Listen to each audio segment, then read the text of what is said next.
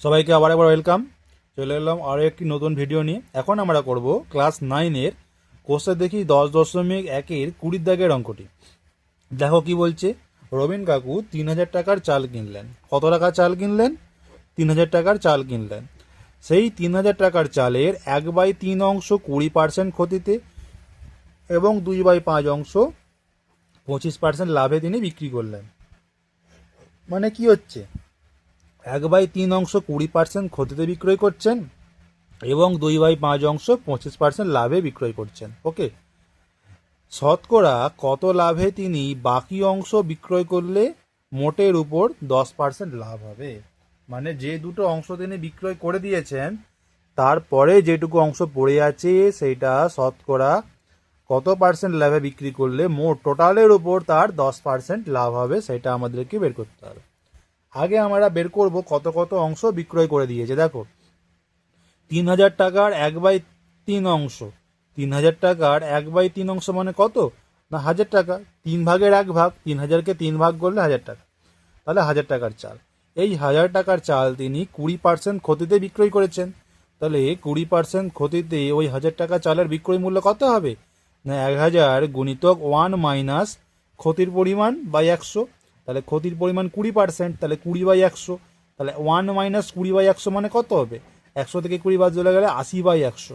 তাহলে 1,000 গুণিতক 80/100, এটা কাটাকাটি করলে পাবো আমরা 800 টাকা। অর্থাৎ ওই 1,000 টাকার চাল তিনি 800 টাকায় বিক্রি করেছেন। ওকে, তারপর কি বলেছে? 2/5 অংশ 25% লাভে বিক্রয় করেছেন। তাহলে আগে নির্ণয় করি 2/5 অংশ মানে কতটা। তাহলে 2/5 অংশ মানে 3,000 গুণিতক 2/5। আমরা কাটাকাটি করলে কত পাবো? 5 600 3,000, 600 2 1200, তাহলে 1200 টাকা। 3,000 টাকার 2/5, এই 2/5 অংশ কত? না 1200 টাকার চাল। এই 1200 টাকার চাল তিনি 25% লাভে বিক্রয় করেছেন। তাহলে 1200 টাকার 25% মানে কত? 1200 গুণিতক 1 প্লাস 25/100। এটা কাটাকাটি করলে আমরা কি পাচ্ছি? 1200 গুণিতক 125/100, আর 100 শূন্য শূন্য কেটে যাবে। 12 25 125 কত? না 1500 টাকা। তাহলে ওই 1200 টাকার চাল তিনি বিক্রয় করছেন কত টাকা দিয়ে? 1500 টাকা দিয়ে বিক্রি করছেন। আমরা আরেকবার রিপিট করি। 1,000 টাকার চাল তিনি বিক্রয় করলেন 800 টাকা, কারণ তার 20% ক্ষতি হয়েছিল। আর অন্যদিকে 1200 টাকার চাল বিক্রি করেছেন 1500 টাকায়, কারণ তার 25% লাভ হয়েছে। এবার কি হয়েছে? এখন মোটের উপর মানে টোটাল এই 3,000 টাকার উপর যদি তাকে 10% লাভ করতে হয়, তবে বিক্রয় মূল্য কত হবে? না 3,000 টাকার চাল বিক্রি করতে হবে 3,000 গুণিতক 1 প্লাস 10/100। 10 কেন? না 10% লাভ করতে বলেছে। তাহলে 10/100 দিয়ে এভাবে যদি হিসাব করি আমরা আমরা পাবো 3,000 গুণিতক 110/100। এই 100 আর 1 গুণ হয়ে 100 প্লাস 10, 110 হয়ে যাচ্ছে। এটা আমরা কত পাচ্ছি? 30 গুণিতক 110 সমান 3,300 টাকা। অর্থাৎ এই টোটাল 3,000 টাকার চাল তাকে 3,300 টাকায় বিক্রি করতে হবে, তবে তার মোটের উপর কত পার্সেন্ট লাভ হবে? না 10% লাভ হবে। এরপরে কি বলেছে? আমাদেরকে জিজ্ঞেস করেছে শতকরা কত লাভে তিনি বাকি অংশ বিক্রি করলে তার মোটের উপর 10% লাভ হবে। তাহলে আমরা বাকি পার্টটা দেখি। দেখো বাকি পার্টে কি বলেছে।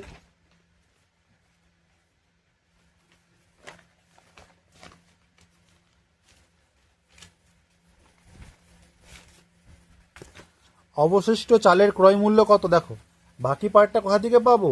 দেখো টোটাল তিনি চাল কিনেছিলেন 3,000 টাকা দিয়ে। তার মধ্যে প্রথম প্রকারের চাল 1,000 টাকা দিয়ে কিনেছিলেন, মানে প্রথম পার্টে খরচা হয়েছে 1,000 টাকা, আর দ্বিতীয় পার্টে খরচা হয়েছে 1,200 টাকা। তাহলে টোটাল তার খরচা কত হয়েছে? 1,000 প্লাস 1,200 সমান 2,200 টাকা। তাহলে আর রইল অবশিষ্ট, অর্থাৎ আর 800 টাকার চাল পড়ে আছে। 1,000 টাকার চাল আর 1,200 টাকার চাল তিনি বিক্রি করে দিয়েছিলেন। দেখো 1,000 টাকার চাল তিনি বিক্রি করেছেন 800 টাকায়, আর 1,200 টাকার চাল তিনি বিক্রি করেছিলেন 1,500 টাকায়। তাহলে আর পড়ে রইল আমার 800 টাকার চাল পড়ে রইল। তাহলে অবশিষ্ট চালের বিক্রয় মূল্য কত হবে? টোটাল চাল তাকে বিক্রি করতে হবে 3,300 টাকায়। বিক্রি করে দিয়েছেন কত টাকা দিয়ে? কিছু পরিমাণ চাল বিক্রি করেছেন 800 টাকায়, আর কিছু পরিমাণ চাল বিক্রি করেছেন 1,500 টাকায়। তাহলে টোটাল আর বাকি যে পরিমাণ রইল, অর্থাৎ 3,300 মাইনাস এই 800 প্লাস 1,500 যোগ করলে কত? 2,300। এই 2,300 টাকার চাল তিনি বিক্রয় করে দিয়েছেন। আর কত টাকা বিক্রি করতে হবে?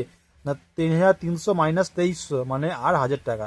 অর্থাৎ অবশিষ্ট যে চাল পড়ে আছে সেই চালটিকে ওনাকে 1000 টাকায় বিক্রি করতে হবে। 1000 টাকায় বিক্রি করলে তবে মোটের উপর 10% লাভ হবে। হিসেবটা বুঝতে পারলে? আমরা এখান থেকে পেলাম অবশিষ্ট চালের ক্রয় মূল্য, মানে আর 800 টাকার চাল পড়ে আছে, আর এখান থেকে পেলাম বিক্রয় মূল্য, অর্থাৎ ওই 800 টাকার চালটাকে 1000 টাকায় বিক্রি করতে হবে, তবেই 10% লাভ হবে। তাহলে অবশিষ্ট চাল বিক্রয় করলে তার লাভ কত হচ্ছে? 1000 মাইনাস 800।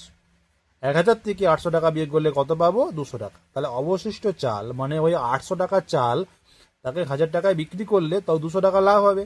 তাহলে শতকরা লাভ কত হবে? না 200/800 গুণিতক 100। তাহলে 800 টাকার চালের উপর 200 টাকা লাভ হয়েছে, তাহলে শতকরা লাভ কত? 200/800 ইন্টু 100, কাটাকাটি করলে কত পাবো? 200 একে 200, 200 4 800, আর 4 25 100, তাহলে 25 টাকা। তাহলে বাকি চাল 25% লাভে বিক্রি করলে তার ওভারঅল টোটালের উপর কত পার্সেন্ট? না এই 3000 টাকার চাল এর উপর 10% লাভ তবে হবে। বোঝা গেল? বাকি চাল মানে এই 800 টাকার চাল যদি সে 25% লাভে বিক্রি করে তবে টোটাল ওভারঅল তার 10% লাভ। ওকে, বুঝতে পারলে অবশ্যই লাইক করবে, না বুঝতে পারলে কমেন্ট করে জানাও, এবং যারা এখনো সাবস্ক্রাইব করেনি অবশ্যই করে নাও।